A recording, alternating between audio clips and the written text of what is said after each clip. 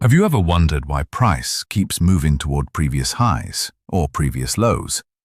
It may look random, but in many cases, there's a reason behind it. In smart money concepts, these areas are known as external liquidity, which includes buy side liquidity and sell side liquidity. Understanding this concept can completely change the way you read price action because it helps you understand where price may be trying to move. In this video, you'll learn what external liquidity is, why it forms, how to identify and mark buy-side liquidity and sell-side liquidity, and how to use this concept in a simple way that even beginners can easily understand. Before we move to the real chart, let's understand one simple idea using this illustration. Most traders start by asking, where should I buy or where should I sell?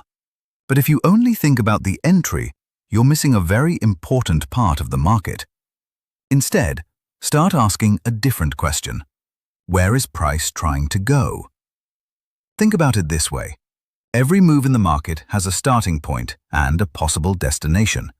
If you can identify that destination first, it becomes much easier to understand why price is moving in that direction. So in this video, don't focus on the entry first. Focus on the destination. Once you understand where price is trying to go, everything else will start making much more sense. Now, let's understand what that destination is and why it is called external liquidity. So, what is external liquidity? Don't worry, it's much simpler than it sounds. External liquidity is simply an area where many traders have placed their orders. Most of the time, these orders are found above previous highs or below previous lows. Now, you might be thinking, why above the highs and below the lows? That's because many traders place their stop losses and breakout or breakdown orders around these levels. As more and more traders do the same thing, a large group of orders builds up in those areas. That group of orders is called external liquidity. In the next two examples, you'll see how this liquidity forms above the highs and below the lows, and why price often moves toward these areas before making its next move. Let's start with the left side of this illustration. Here, price reacts from this area and begins moving upward. At first, many traders only notice the buying opportunity. But instead of looking at the starting point, let's look at the destination. Now, look at this previous high. This high is important because many traders are watching it. Traders who sold the market often place their stop loss just above this high. At the same time, some traders believe price will break above this high, so they place buy orders there. As more traders place their orders around the same level, a large group of orders is created above the previous high. This area is called buy side liquidity. During a bullish move, price often continues moving higher because this liquidity is waiting above. That's why previous highs are not just random highs. They can become an important destination for price. So whenever you see a bullish market, don't only ask, where can I buy? Also ask yourself, where is the nearest buy-side liquidity? That simple question helps you understand where price may be trying to move. Now let's understand the same idea from the opposite side of the market. Imagine price starts falling from this area. As it moves lower, many traders begin watching the previous low because they think it is an important level. Some traders already bought the market from earlier, so they keep their stop loss below this low to protect their trade. At the same time, other traders believe price will break below this low, so they place sell orders there. Slowly, more and more orders gather below the previous low. This creates an area called Sell Side Liquidity. That's why during many bearish moves, price keeps moving toward the previous low instead of stopping in the middle of the chart. It is often heading toward the liquidity waiting below. So whenever you see the market moving down, don't only pay attention to the candles. Also look below the price and ask yourself, is there sell-side liquidity waiting there? If the answer is yes, you'll have a much better understanding of where price may continue moving. Now you understand what buy-side liquidity and sell-side liquidity are. But one important question is still left. Why does price keep moving toward these areas? The simple answer is because these areas contain many orders. When many traders place their orders at the same level, that level becomes more important than other areas on the chart. That's why price often keeps moving until it reaches that liquidity.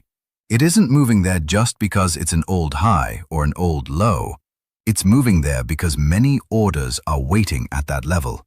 This is also why you should never ignore previous highs and previous lows. They are not just places where price changed direction in the past. They can also become the next destination for price. Once you start looking at highs and lows as liquidity instead of just support and resistance, you'll begin to understand the market from a completely different perspective. Instead of guessing where price might stop, you'll have a much clearer idea of where price may want to go first. Now let's look at this whole illustration one more time. On the left side, price starts moving up and finally reaches buy-side liquidity. On the right side, price starts moving down and finally reaches sell-side liquidity. Even though one market is bullish and the other is bearish, they both follow the same simple idea. Price starts from one area and often moves toward the nearest liquidity.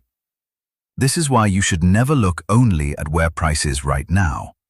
Always look ahead and ask yourself, where is the nearest liquidity?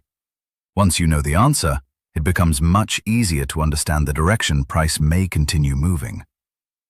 Now let's leave this simple illustration behind and see how the same concept looks on a real market chart, where we'll identify buy-side liquidity step by step. Now you might be wondering, how do I find external cocoon chart? It's actually very simple. First, look for the most obvious previous high or previous low. These are the areas where many traders are watching the market. If you're looking for buy-side liquidity, simply find the nearest previous high and draw one horizontal line across that high. That line marks your buy-side liquidity.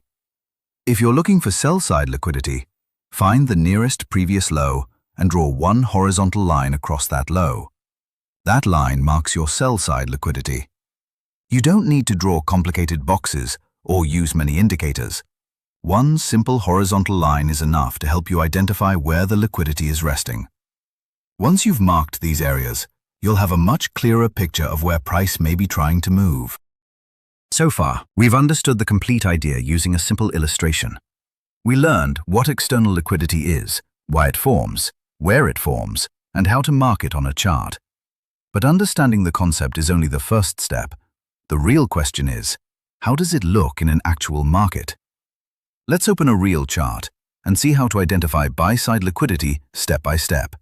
You'll see how price starts moving, where the liquidity is formed, and why that level becomes the destination instead of just another high on the chart. Now let's see how this looks on a real market chart. First, don't look for a buying opportunity. Instead, let's do exactly what we learned earlier. The first question is, where is price trying to go? Looking at this chart, we can clearly see this previous high. This is the nearest obvious high, and because many traders can easily see it, this is where many orders are likely to be waiting. To mark it, simply draw one horizontal line across this previous high. That becomes our buy-side liquidity. Now our destination is clear. Next, look at the current price. Price reacts from this demand zone and starts moving higher. Remember, today's lesson isn't about the demand zone or the entry. The demand zone is simply the place where the move begins. The important part is what happens after the reaction. Instead of stopping in the middle of the chart, price continues moving higher because buy-side liquidity is waiting above. As price keeps moving, it finally reaches this previous high where we marked our buy-side liquidity. This is exactly what we learned in the illustration. The bullish move starts here, but the destination is the liquidity above. That's why, whenever you're analyzing a bullish market, don't only ask, can I buy from here? Also ask yourself, where is the nearest buy-side liquidity? Once you identify that level first, you'll have a much better understanding of where price may continue moving. That's exactly what happened in this example. Let's look at another example, but this time the market is moving in the opposite direction.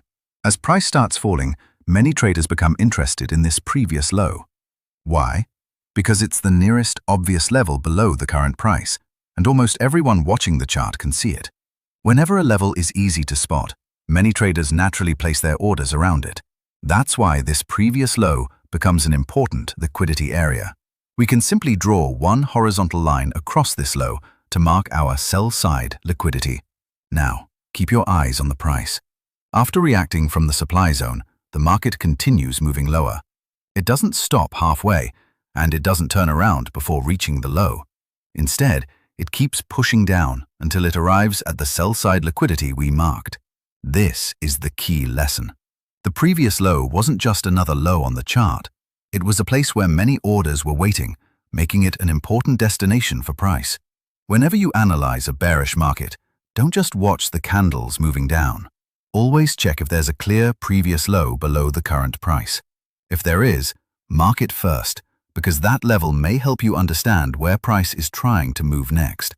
By following this simple process every time you open a chart, you'll stop looking at highs and lows as random points and start seeing them as important liquidity areas that can guide your market analysis. So, let's quickly recap today's lesson. We learned that buy-side liquidity forms above previous highs, and sell-side liquidity forms below previous lows. These are areas where many traders place their orders, which is why price often moves toward them. From now on, before you take any trade, make it a habit to first look for the nearest liquidity on your chart. This simple step can help you understand the market with much more confidence.